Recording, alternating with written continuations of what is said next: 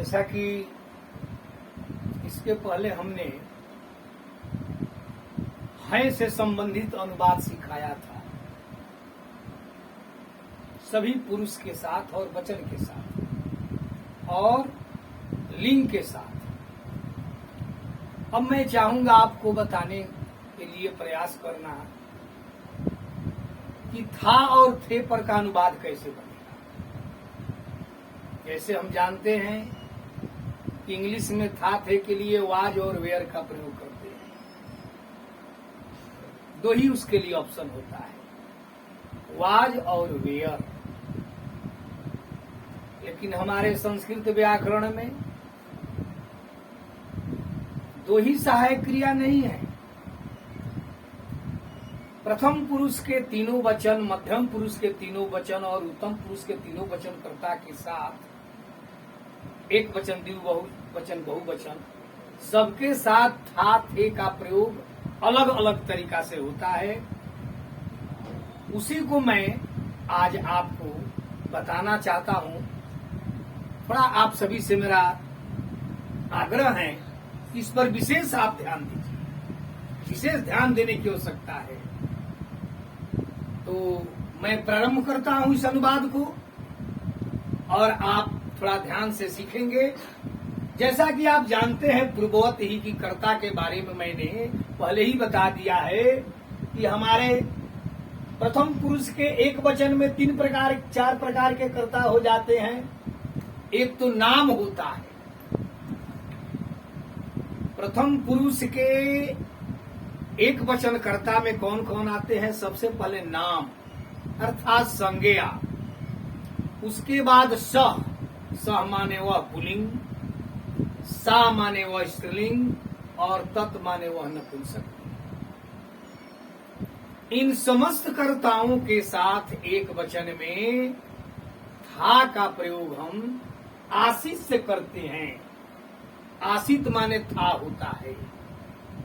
और पुनः मैं बताना चाहूंगा कि आसित में भी मूल धातु क्या है और क्या प्रत्यय है। जैसे लट लकार में मैंने बताया था कि अस्ति होता है और अस्ति में अस और ती प्रत्यय है।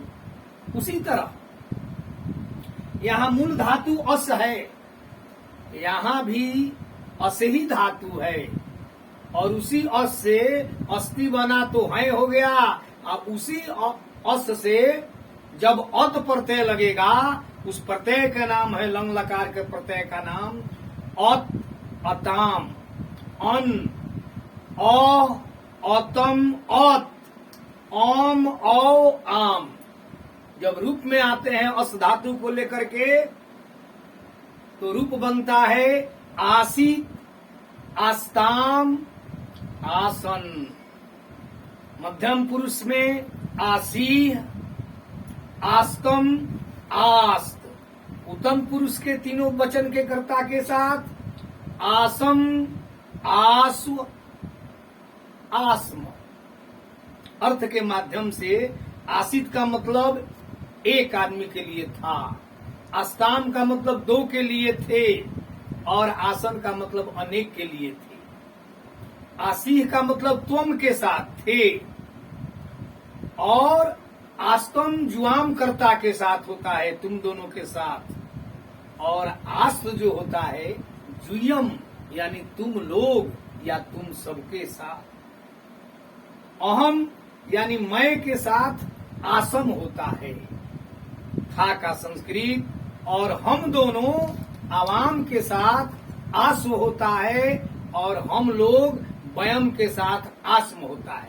जैसा मैं इसको अनुवाद के माध्यम से आपको मैं बता रहा हूं, आप ध्यान देंगे। जैसे मान लीजिए कि अनुवाद है कि वह एक लेखक था, तो हमारा अनुवाद बनेगा सह एक लेखक आसित।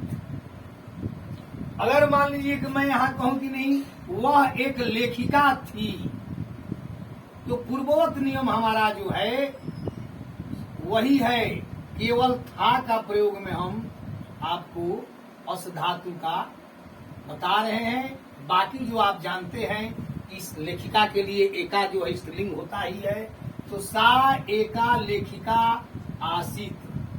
अब यहाँ दोनों अनुवाद स्त्रीलिंग और पुल्लिंग में बना और दोनों के लिए मैंने था का प्रयोग के लिए आसीत बताया।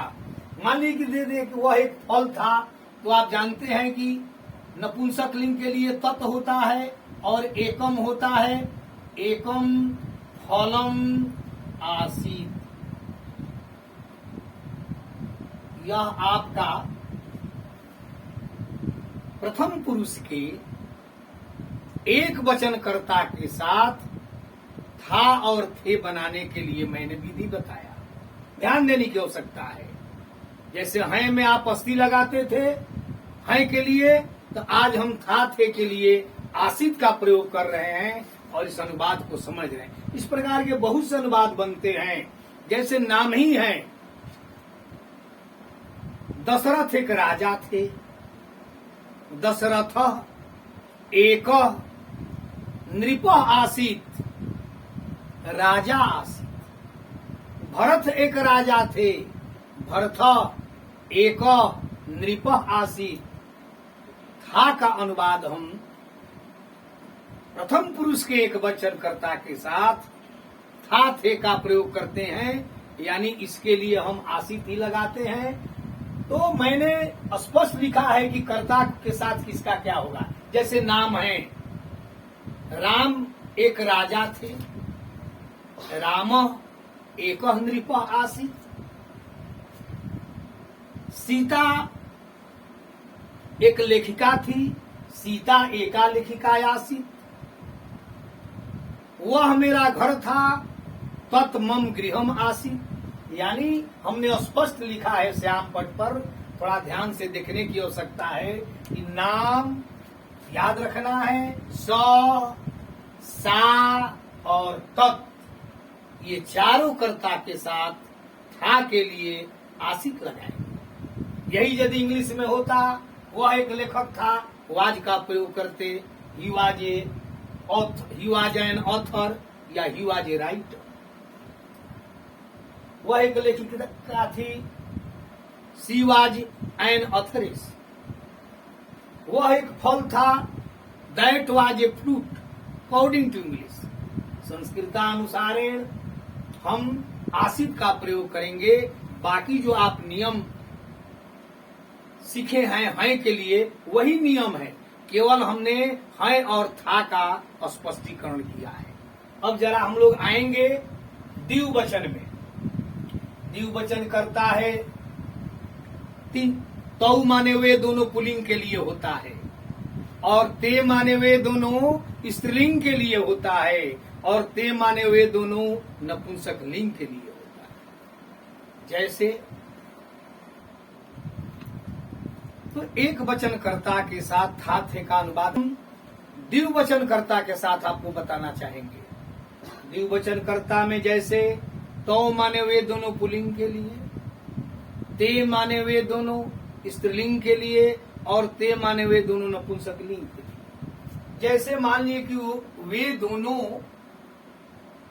छात्र थे, तो हम यहां लिखेंगे तऊ, और छात्र द्विवचन में है तो छात्रऊ, पूर्ववत नियम ही है। यानी तऊ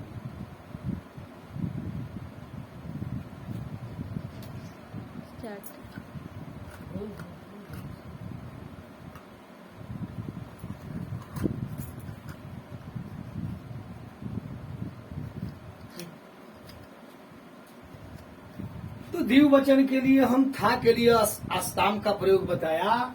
जैसे वे दोनों छात्र थे, तऊ छात्रऊ आस्ताम। अगर मान लीजिए कि दे दे कि वे दोनों छात्रा थी, तो वे दोनों का संस्कृत ते और छात्रे, और यहां भी होगा आस्ताम।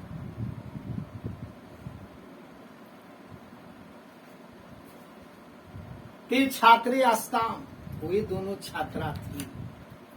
अब मान लीजिए कि हम देखें वे दोनों फल थे, तो ते का ते माने नपुंसक लिंग के लिए द्विवचन में ही होता है, और फल का द्विवचन में फले आस्ताम।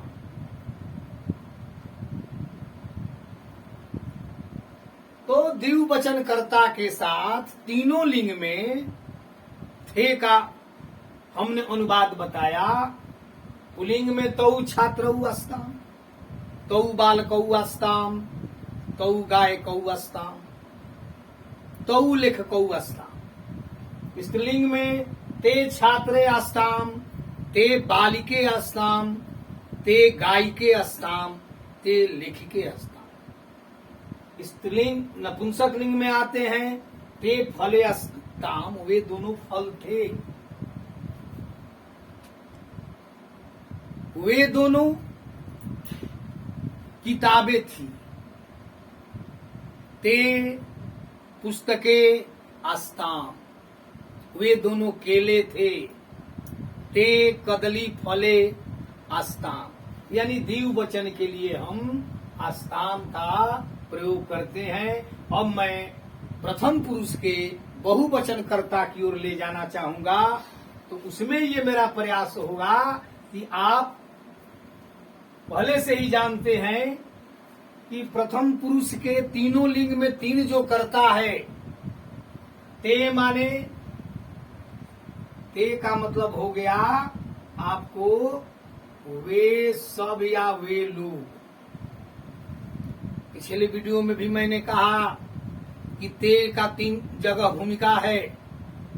उसी ते का मतलब वे दोनों स्त्रीलिंग हो गया, उसी ते का मतलब वे दोनों नपुंसक लिंग हो गया, और उसी ते का मतलब पुलिंग में बहुवचन प्रथम पुरुष के कर्ता के रूप में आ रहा है। जबकि दो आपने देखा कि स्त्रीलिंग और पुलिंग के साथ जो है नपुंसक लिंग के साथ तो ते द्विवचन में आया। अब जो है प्रथम पुरुष के बहुवचन कर्ता के साथ वे लोग या वे सब के साथ ते का प्रयोग हो रहा है, यानी ते का तीन जगह भूमिका है। यह जानना और हमेशा दिमाग में रखना जरूरी है। तब मान लीजिए कि वे सब लड़के हैं या वे लोग छात्र हैं, तो वे लोग का संस्कृत हम यहाँ लिखेंगे ते, जैसा कि हम जानते हैं। और बालक शब्द का बहुवचन में पहले से ही आपको मालूम है कि बालका होता है, बालक बालको बालका। अब थे के लिए यहाँ आसन का प्रयोग होता है, यही इंग्लिश के लिए वेयर बनता है, हम वेयर का प्रयोग करते हैं। तो आप ये समझेंगे यह जो है इंग्लिश का वेयर ही संस्कृत में बन करके आसन आया, अस धातु से निकला। तो ते बालका आसन, वे सब लड़के थे, वे सब लड़कियां थी। तो यहाँ ता होता है वे सब का, और बालिका का स्त्रीलिंग में बालिका होता है। लता लते लता, बालिका बालिके बालिका। और बहुवचन में हम थे के लिए आसन लिख देते हैं, तो अनुवाद बना ताह बालिका आसन, वे सब लड़कियां थी। थोड़ा सा हम नपुंसक लिंग में जब आएंगे तो देखेंगे कि नपुंसक लिंग के बहुवचन में तानी होता है। तत्ते तानी, तत् एक वचन, ते द्विवचन और तानी बहुवचन। वे सब फल है, ऐसा अगर अनुवाद हो तो हम पहले वे सब का संस्कृत लिखेंगे तानी, और फल का बहुवचन में फलानी आसन। ये प्रथम पुरुष के बहुवचन कर्ता तीनों लिंग के साथ अनुवाद बनाने की विधि को मैंने समझाया। थोड़ा ध्यान देने की जरूरत है कि ते बालिका आसन, वे सब लड़के थे। ताह बालिका आसन, वे सब लड़कियां थी। और तानी फलानी आसन, वे सब फल थे। तानी वस्त्राणी आसन, वे सब वस्त्र थे। तानी गृहाणी आसन, वे सब घर थे। यानी इस प्रकार अनुवाद हम आसन का प्रयोग तो समझ जाइए। आसित एक वचन था के लिए और आस्ताम द्विवचन और आसन बहुवचन। प्रथम पुरुष के कर्ता के साथ स्पष्ट मैंने समझाया। अब जरा मध्यम पुरुष के कर्ता के साथ मैं बताना आपको चाहूंगा। मध्यम पुरुष कर्ता में जो भी है आप जानते हैं पहले से ही कि उसका एक वचन कर्ता जो होता है वह त्वम होता है, द्विवचन कर्ता होता है जुआम होता है और बहुवचन कर्ता जुयम होता है। त्वम का मतलब तुम, जुआम का मतलब तुम दोनों और जुयम का मतलब तुम लोग या तुम सब, बहुवचन। इन सब के साथ अलग अलग अनुवाद बनाने का जो विधि है, जैसे त्वम के साथ थे का संस्कृत हम आसी से लगाते हैं, आसी होता है। अब जब भी हम तुम एक राजा थे या तुम एक नौकर थे, तुम एक नौकर थे, त्वम एकः सेवकः आसीत। तुम एक नौकर थे, पहले से आप जानते हैं तुम का और एक का पुल्लिंग के लिए, नौकर का सेवक एक वचन में बालकः के अनुसार तुम एक नौकर थे। अब वही अनुवाद स्त्रीलिंग में पूछ दे कि तुम एक नौकरानी थी या सेविका थी, तो वहां बनाएंगे कि त्वम एका सेविका और आसी। तुम के साथ आसी होता है, यहां भी हम लिखेंगे दोनों के साथ आसी है।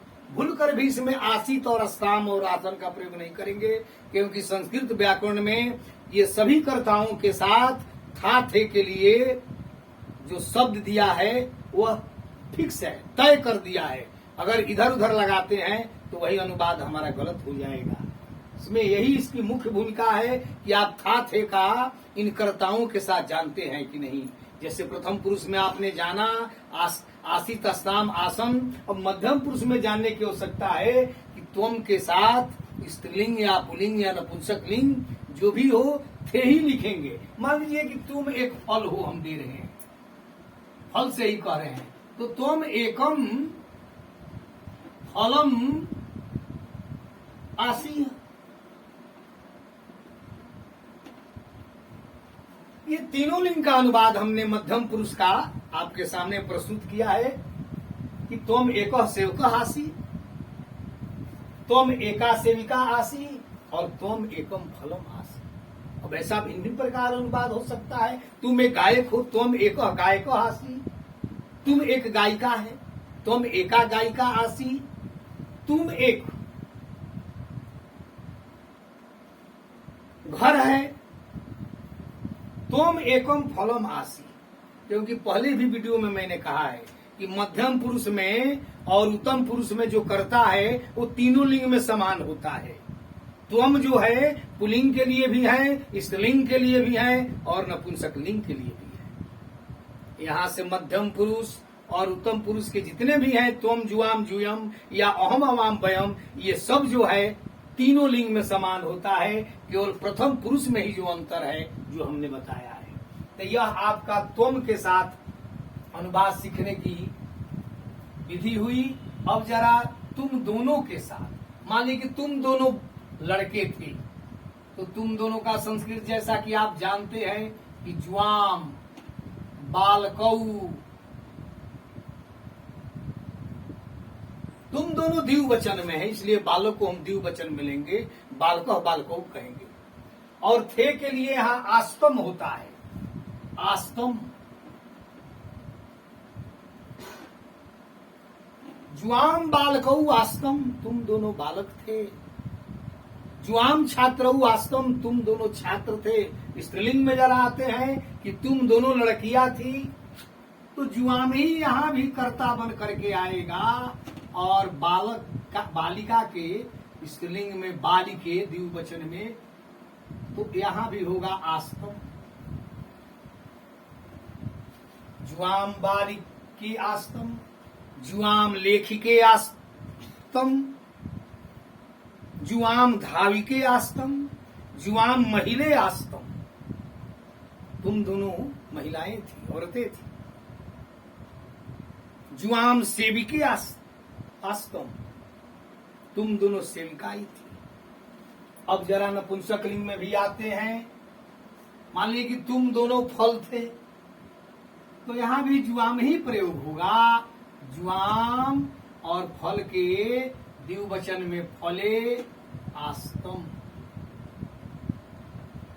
तो अनुवाद बनेगा जुआम फले आस्तम, जुआम गृहे आस्तम, जुआम वस्त्रे आस्तम। यह मध्यम पुरुष का तीनों वचन का जो है आपका अनुवाद सीखने की विधि है। ध्यान रखना है कि था के लिए तुम के साथ आसी, जुआम के साथ आस्तम और जुयम के साथ जो है हम आगे प्रयोग कर रहे हैं, जिसका प्रयोग होता है आस्त। वही अनुवाद कर रहा है कि तुम लोग लड़के थे, तो यहां देंगे कि जुयम और बालक का बहुवचन में बालका आस्त होता है। तुम दोनों लड़कियां थी, जुयम बालिका आस्त, और तुम सब फल थे, जुयम फलानी आस्त। तीनों मध्यम पुरुष के तीनों वचनकर्ता के साथ आपने स्पष्ट समझ लिया कि तुम के साथ थे के लिए आसी है। जुआम के साथ तीनों लिंग में कर्ता के साथ आस्तम, और जुयम के साथ आस्त बन रहा है। जुयम बालका आस्त, जुयम छात्रा आस्त, जुयम शिक्षका आस्त। तुम सभी शिक्षक हो, तुम लोग शिक्षक हो। जुयम गायिका आस्त, स्त्रीलिंग में आते हैं। जुयम बालिका आस्त, जुयम लेखिका आस्त, जुयम छात्रा आस्त। तुम सब छात्र थी, थे के लिए। जुयम महिला आस्त, तुम सब महिला थी। जुयम फलानी आस्त, तुम सब फल थे। जुयम वस्त्राणी आस्त, तुम सब वस्त्र थे। जुयम गृहाणी आस्त, तुम सब घर थे। जुयम नगराणी आस्त, तुम सब शहर थे। नगरम नगरे नगराणी, पुस्तकम पुस्तके पुस्तकानी। और यह मध्यम पुरुष का एक वचन कर्ता में त्वम के साथ आसी, जुआम के साथ आस्तम और जुयम के साथ आस्त। बस यही आपको याद रखना है। बाकी तो आप एक वचन द्विवचन और कर्ता को जानते ही हैं। अब मैं आपको उत्तम पुरुष की ओर ले जाना चाहूंगा। हमारे संस्कृत व्याकरण में उत्तम पुरुष के लिए, अहम के लिए आसम होता है। मैं था, जैसे मैं एक लड़का था, अगर ऐसा अनुवाद हो तो अहम एक बालका बालक आसम होता है। पूरा स और म में हलंत।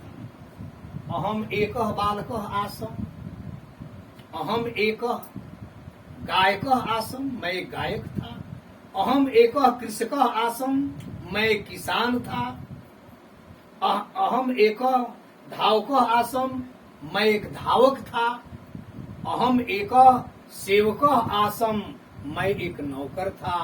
अहम एक शिक्षक आसम, मैं एक शिक्षक था, अध्यापक था। यानी आप उत्तम पुरुष के साथ मैं के लिए आप आसम का ही प्रयोग करेंगे। मान लीजिए कि स्त्रीलिंग में हो, वह एक लड़की, मैं एक लड़की थी, अहम एका बालिका आसम, अहम एका बालिका आसम, अहम एका गायिका आसम, अहम एका शिक्षिका आसम, मैं एक शिक्षिका थी। यही प्रक्रिया इंग्लिश में भी है। मैं एक शिक्षक था, आई वाज ए टीचर, और मैं एक शिक्षिका थी, तो वहां भी हम आई का ही सब्जेक्ट का प्रयोग करते हैं। अहम ही रहता है वहां भी, ऐसा नहीं कि शिक्षक और शिक्षिका के लिए आई बदल जाएगा। उसी प्रकार अहम भी जो है स्त्रीलिंग और पुल्लिंग नपुंसक लिंग तीनों के लिए एक ही होता है। जरा नपुंसक लिंग में आएंगे, मान लीजिए कि सेव कह रहा है कि मैं एक सेव था, अगर ऐसा उसका उद्बोधन हो तो यहां भी होगा कि अहम एक सेव आसम, अहम एकम गृहम आसम, सेवम सेवम, अहम एकम सेवम आसम, अहम एकम गृहम आसम, अहम एकम वस्त्रम आसम। यानी स्त्रीलिंग पुल्लिंग नपुंसक लिंग तीनों के लिए ही अहम का प्रयोग होता है और था का प्रयोग हम आसम से करते हैं। ये भी आपका स्पष्ट हो गया। अब मैं आवाम के साथ उत्तम पुरुष के द्विवचन करता। आवाम का मतलब हम दोनों, जैसे हम दोनों लड़के थे तो यहाँ हम आवाम लिखेंगे ही, और अब दोनों जहां आ गया तो यह स्पष्ट हो रहा है कि द्विवचन है, इसलिए बालक के अनुसार बालकौ लिखेंगे। आवाम बालकौ और था के संस्कृत आसो होगा। आवाम बालकौ आसो, हम दोनों लड़कियां थी। आवाम बालिका के द्विवचन में बालिके और आसो, हम दोनों फल थे। आवाम फले आसो, यानी दोनों के लिए संस्कृत तीनों लिंग में समान ही हुआ, आवाम नहीं हुआ। आवाम शिक्षकौ आसो, आवाम लेखकौ आसो पुल्लिंग के अनुसार। स्त्रीलिंग के अनुसार आवाम गायिके आसो, आवाम लेखिके आसो। नपुंसक लिंग के अनुसार आवाम गृहे आसो, आवाम फले आसो, आवाम वस्त्रे आसो। इस प्रकार का आपका उत्तम पुरुष के द्विवचनकर्ता के साथ थे का प्रयोग आसु से करेंगे, और कर्ता जो है वह आवाम ही होता है तीनों में। तो बहुत आसान है कि तीनों में कर्ता वही है और तीनों में क्रिया भी वही है। बहुत आसान है ये काम, बहुत समझना आसान है, लेकिन इतना ध्यान रखना होगा कि इसके साथ आस होता है। इसके बाद हमारा उत्तम पुरुष के थोड़ा बहुवचन पर अब विचार करेंगे। जैसा कि आप जानते हैं कि उत्तम पुरुष के बहुवचन कर्ता वयम से होता है। वयम माने हम सब या हम लोग। हम सब मान लीजिए कि छात्र थे, ऐसा अनुवाद हो तो हम वयम लिखेंगे, और यहाँ स्पष्ट है कि हम सब या हम लोग बहुवचन को दर्शाता है, इसलिए बालक को बहुवचन का प्रयोग करते हैं। तो बालका से हम आते हैं, क्योंकि बालक का बहुवचन आप भली बात जानते हैं कि बालका होता ही है, और थे के संस्कृत यहाँ आस्म होता है। वयम बालका आस्म, वयम सेवका आस्म, वयम लेखका आस्म, वयम गायका आस्म, वयम सेविका। तो पुलिंग के अनुसार वयम बालका आस्म, वयम लेखका आस्म, हम लोग लेखक थे। वयम छात्रा आस्म, हम लोग छात्र थे। स्त्रीलिंग में अगर आते हैं कि हम सब लड़कियां थी, तो वयम बालिका आस्म, और वयम लेखिका आस्म, वयम धाविका आस्म, वयम गायिका आस्म। बहुवचन में स्त्रीलिंग के लिए वयम के साथ तीनों लिंग में कर्ता वयम बना और सहायक क्रिया जो है आस्म हुआ। तो अगर इसी को हम नपुंसक में लिंग में लिखेंगे कि हम सब फल थे, तो यहाँ होगा कि वयम और फल के बहुवचन में फलानी और आस। वयम फलानी आस्म, वयम वस्त्राणि आस्म, वयम पुस्तकानि आस्म। हम सब फल थे, हम सब घर थे। अगर नपुंसक लिंग में आता है तो वयम का ही प्रयोग तीनों लिंग के साथ है, और सहायक क्रिया जो है था थे का वो आस्म होता है।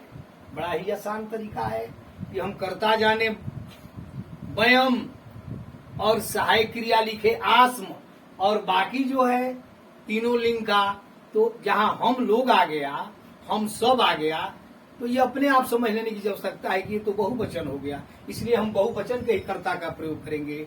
जैसे बालक का बालक हुआ, बालिका का बालिका हुआ, फल का फलानी हुआ। इस प्रकार से अगर आप अनुवाद बनाते हैं तो था थे का अनुवाद स्पष्ट हो जाएगा। हमारे बिहार बोर्ड में भी मैट्रिक में अनुवाद आता है था थे पर के। दशरथ एक राजा थे, वहां स्पष्ट ऐसा अनुवाद भी आता है कि दशरथ एक राजा थे और नाम के साथ हम जानते हैं कि आसित होगा, तो वहां लिखेंगे कि दशरथ एक नृप आसित।